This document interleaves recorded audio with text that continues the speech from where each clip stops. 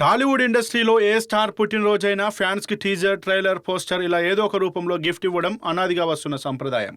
అలా చేస్తే ఫ్యాన్స్ పండుగ చేసుకుంటారు. కానీ సూపర్ స్టార్ మహేష్ బాబు విషయంలో రివర్స్ అయింది. ఫైనల్గా ఫ్యాన్స్ ఊహించిందే జరిగింది. మొదటి నుంచి అనుకున్నదే నిజమైంది. Mahesh Babu birthday upcoming movie నుంచి ఎలాంటి అప్డేట్ ఇవ్వకుండా ఉసూరు మనిపించారు. దీంతో ఘట్టమనేని అభిమానులు తీవ్ర నిరాశ చెందారు. మహేష్ బాబు, రాజమౌళి కాంబినేషన్లో తెరకెక్కుతున్న SSMB29 అప్డేట్ కోసం ఫ్యాన్స్ ఈగర్గా వెయిట్ చేస్తున్నారు.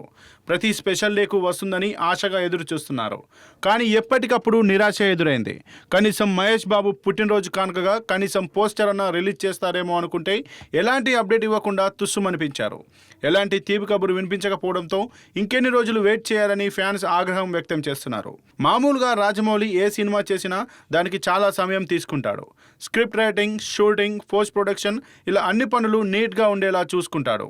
ఇప్పుడు SSMB29 పై అలాంటి ఫోకస్ పెట్టినట్లు తెలుస్తోంది.